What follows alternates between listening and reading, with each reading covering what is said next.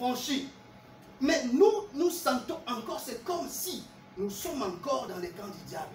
Qu'est-ce qui fait que la vie des chrétiens qui sont rachetés par le Seigneur, il a payé un prix sur la croix. Et sur la croix, il a dit quelque chose. Il a dit, tout est accompli. Amen. Mais je suis venu te rappeler cet après-midi, il n'y a plus de dette que Jésus-Christ doit encore payer pour toi. Jésus-Christ est sur la croix, il a tout payé. Il a tout payé pour moi, je n'ai pas de dette. Oh. Il a tout payé. Et comme il avait tout payé, c'est pourquoi il a dit, tout est accompli. Amen. Alléluia. Bien aimé, si l'affranchissement ne vient pas de Jésus, tu vas vivre toujours des temps difficiles. Quand Jésus a franchi, c'est-à-dire ta vie ne dépend plus de toi. C'est lui maintenant qui conduit ta vie. C'est-à-dire, il est ton Seigneur, il est ton Sauveur. C'est-à-dire, l'œuvre de la croix fait que toi, tu ne puisses plus conduire ta vie selon toi, mais tu dépends maintenant de Jésus. C'est lui qui est maintenant ton Seigneur.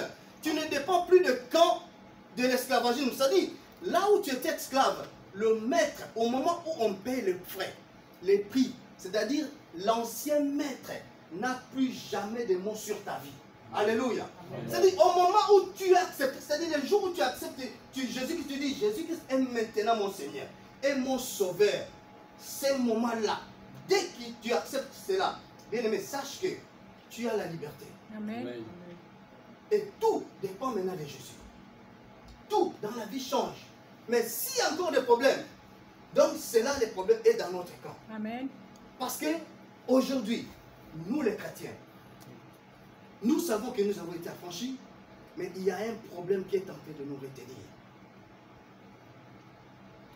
Il y a un problème qui est en train de nous retenir. C'est quoi? Nos pensées. Si aujourd'hui, nous n'arrivons pas à faire ce que nous pouvons faire, c'est à cause de nos pensées, bien-aimés. Si aujourd'hui les chrétiens sont en train de souffrir, c'est à cause de nos pensées.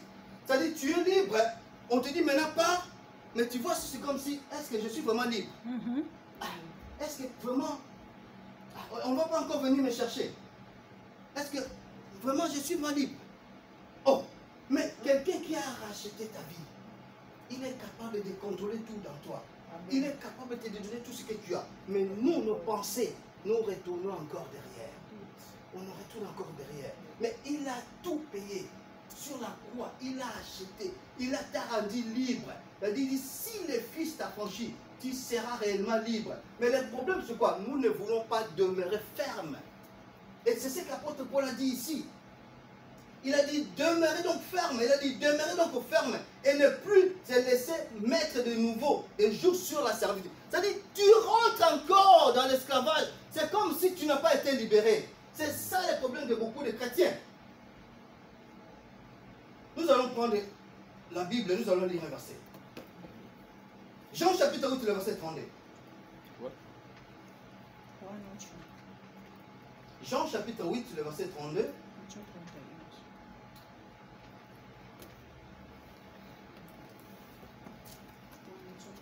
Et quelqu'un va lire encore le verset 30. Donc la personne lit 32 et le verset 36. Le verset 32 et le verset 36. Je lis au nom de Jésus. Amen. Vous connaîtrez la vérité et la vérité vous affranchira. Verset 36. Si donc le Fils vous affranchit, vous serez réellement libre. Amen. Amen. Mais on a dit au verset 32, vous connaîtrez la vérité. Et la vérité vous affranchira. Mais quelle est la vérité que les chrétiens ne veulent pas connaître? Les chrétiens ne veulent pas connaître que Jésus-Christ a été crucifié, il a donné sa vie pour que nous soyons sauvés. C'est-à-dire, Jésus-Christ est venu annuler tout ce qui était la condamnation de l'ennemi. Tout ce qui était comme diriger ta vie pendant que tu étais dans les camps de l'ennemi. Quand il est venu sur la croix, il est venu effacer cela. Amen. Tout a été effacé. Bien aimé, il n'y a plus rien qui peut résister dans ta vie. Il a dit, vous connaîtrez la vérité et la vérité vous affranchira. Or, la vérité, c'est une personne. La vérité, c'est Jésus-Christ. Il a dit, je suis le chemin, la vérité et la vie. Donc, celui qui connaît la vérité, il sera affranchi. Affranchir, c'est-à-dire se rendre libre. C'est libérer d'une situation. Vous connaîtrez la vérité. Il suffit tout simplement de connaître la vérité, qui est Jésus-Christ, et tu seras affranchi. Et au verset 36, on a dit, Si donc le Fils vous affranchit, vous serez réellement libre. Mais des fois, nous croyons en Jésus. Nous vivons à l'église. On fait ceci, nous faisons des prières. Mais on se sent, c'est comme si nous ne sommes pas libres. Ah. Amen. Tu te sens, c'est comme si tu es encore bloqué. Mais pourquoi tu te sens encore bloqué? C'est parce que tes pensées, Amen. tu penses Seigneur, toujours à autre chose qui ne sont pas importantes, bien-aimés. Au lieu de penser à ce que l'œuvre de la croix fait pour toi, au lieu de penser qu'on t'a rendu vainqueur à cause de l'œuvre de la croix, mais nous voulons nous occuper des histoires. L'oncle a fait ceci, la tante a fait ceci, l'oncle avait dit, ma tante avait dit. Beaucoup de prophéties dans la vie, tu t'occupes de ça. Ah, parce que mon oncle a dit, je ne vais plus trouver de travail. On a dit, bien aimé, tout ça c'est rien. Amen. Mais sur la croix, on a dit, Amen. tout est accompli. Il n'y a plus rien qui va te retenir. Parce que l'œuvre de la croix est là. C'est comme ça. Jésus-Christ a dit, tout est accompli. Alléluia. C'est-à-dire, C'est celui qui fait, prend Seigneur. cette parole dans sa vie, c'est-à-dire, il sait qu'il ne peut rien faire sans c'est-à-dire, il ne peut plus rien forcer des choses. Amen. C'est-à-dire, sa vie dépend de Jésus. S'il forçait avant, mais avec Jésus-Christ, avec l'œuvre de la croix, il a compris que quelqu'un a payé pour moi les prix sur la croix. Donc moi, je ne veux plus porter. Je ne force rien parce que Jésus-Christ est là. Parce que l'œuvre de la croix est là. Là où tu te battais, tu ne vas plus te battre parce qu'il y a l'œuvre de la croix. Parce que Jésus a dit, il a dit, tout est accompli. Tout est accompli. Et qu'est-ce qui fait que beaucoup de chrétiens puissent vivre cette situation? À cause de leur pensée, bien-aimée. L'affranchissement, bien-aimé, apporte la paix. L'affranchissement apporte la joie. L'affranchissement apporte la guérison. L'affranchissement apporte la solution. C'est-à-dire, si tu es affranchi, tout ce que tu as besoin, tu auras cela. Mais chez nous, sur la terre, on dirait nous vivons le contraire. On dirait nous vivons le contraire. Je vais éclaircir quelque chose rapidement. Prenons le livre d'Ecclésiaste. Je veux que tout le monde puisse lire ce verset. Nous prenons le livre d'Ecclésiaste, chapitre 10.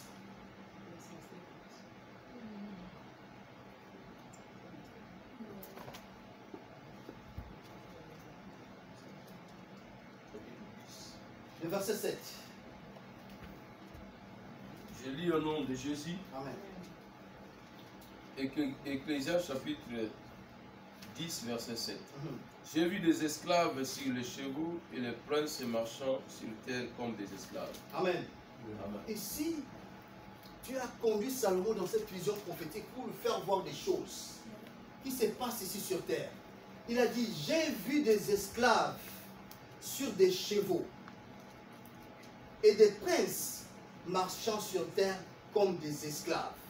Mais qui sont les princes? Les princes, c'est toi et c'est moi. Nous sommes des princes. Alléluia. Nous sommes des enfants du roi des rois. Nous sommes des princes. Mais dans cette vision, il a vu ceci. Il a dit, j'ai vu des esclaves sur des chevaux. C'est-à-dire, ceux qui ne doivent pas vivre la vie heureuse sont en train de vivre une vie heureuse. Sont en train de vivre bien. Mais nous qui sommes les princes, nous sommes en train de marcher à terre comme des esclaves. Nous sommes en train de souffrir. Mais tu verras quelqu'un qui ne prie pas Dieu, qui ne connaît pas Dieu, il vit à l'aise. Mais toi qui vis, tu connais Dieu, tu marches, tu ne sais pas n'importe comment, mais tu n'es pas à l'aise. Mais pourquoi? C'est parce que tout simplement, nous ignorons que sur la croix, quelqu'un a dit tout est accompli. Quelqu'un a annulé toutes les ordonnances du monde des ténèbres dans notre vie. C'est-à-dire tout ce que l'ennemi a planifié, a déclaré dans notre vie. Bien aimé, si tu changes de vie, et que la Bible, dans le livre de 1 Corinthiens, 2 Corinthiens chapitre 5, verset 17, si quelqu'un est en Christ, il est devenu une nouvelle créature. Amen. Les choses anciennes sont passées et voici toutes les choses sont devenues nouvelles. Bien aimé, tout ce qui était en toi, même que ce soit la malédiction de la famille, parce qu'il y a des familles où on a, depuis les aïeux, on a dit dans cette famille, personne ne touchera 10 000 euros. Dans cette famille, les gens ne vont pas se marier. Dans cette famille, personne n'atteindra 60 ans. Dans cette famille, les femmes n'auront pas d'enfants. Dans cette famille, les gens ne vont plus trouver de bon travail. Donc, il y a des pactes et des pactes selon le monde éternel, selon l'organisation de chaque famille.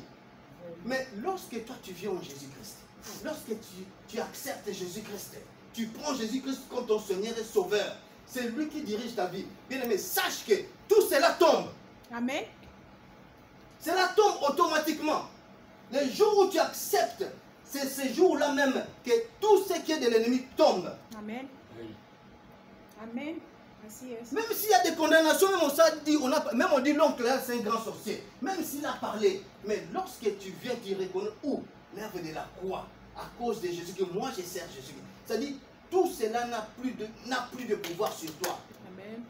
Romains chapitre 8, le verset 1. Qui peut lire ça rapidement? Romains chapitre 8, le verset 1.